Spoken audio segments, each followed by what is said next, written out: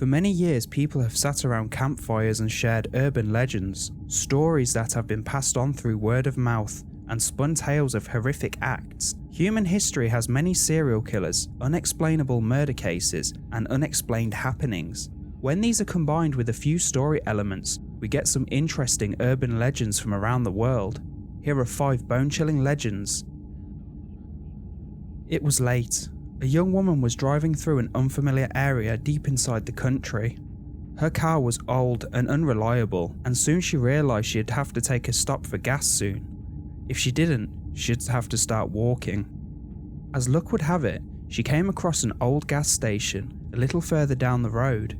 It was an old-fashioned station, the kind with an attendant who comes to the pump and does the gas for you. And something about it seemed to set alarm bells ringing in her head, but she knew she couldn't get much further without refueling, so she reluctantly pulled into the gas station and asked the attendant to fill up the tank. The attendant seemed nervous as he filled up her gas tank, but eventually he finished the job and came over to the driver's side to get payment. She gave him a $20 bill and he examined it carefully. Then he told her it was a counterfeit. At this point, the alarm bells weren't ringing anymore, they were rioting. The attendant explained that he would have to take her back to his office and call his manager because the counterfeit would have to be reported to the bank. Once he had convinced her to come with him, he explained the bill wasn't actually a counterfeit. He had gotten her out the car because there was a man holding a hatchet behind her in the back seat.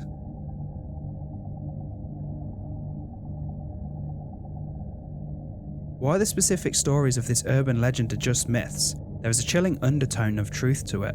Since home invaders have been documented using tactics similar to this to get into people's homes.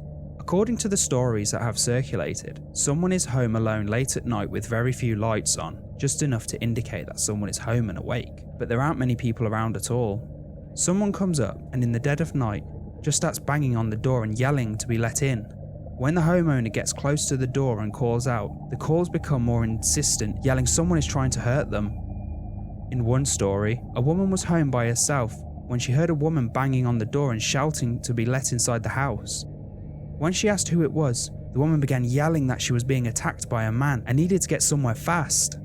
When the homeowner listened closely, she indeed heard a male voice, but he was a man talking normally, as if he was simply having a conversation with the woman.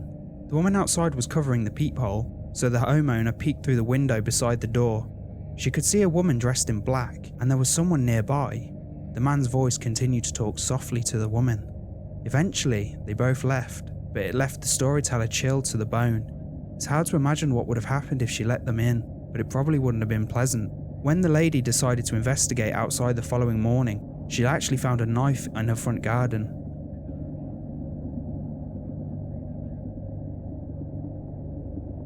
This story tells of a young woman who was out walking in a shopping mall late at night going back to her car.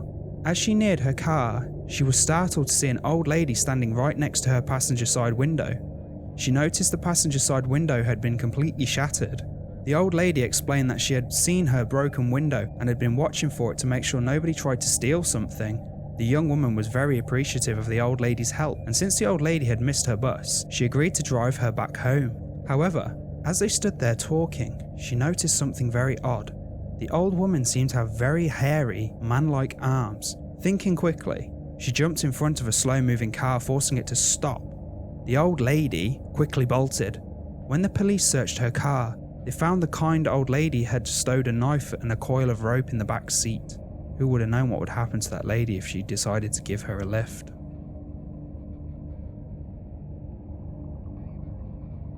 A woman was up late at night, just minding her own business browsing the internet in her living room, when she heard the sound of a crying baby outside on her doorstep. She got up and went to investigate the noise, but she could see nothing through the keyhole. Understandably, she found it odd that a baby would be crying outside her suburban home, especially so late at night. Not sure what to do, she just decided to call the police. She told them that she was considering opening the door to check on the baby because she had heard it crying near her window, but was afraid that the baby might crawl into the street. Practically shouting, the dispatcher told her under absolutely no circumstances should she open the door, and that they had police on their way to her house. When they got there, the police found no baby or any evidence the child had been there at all. The policeman informed the worried homeowner that they had received multiple calls like this lately, and they believed it to be the work of people who were trying to trick women into opening their homes using the recordings of a crying baby.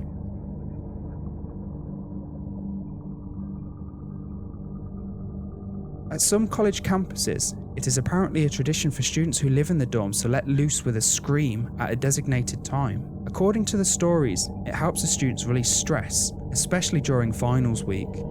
On finals week at UCLA, the tradition was for everybody to scream at midnight to let out all their pent-up frustration.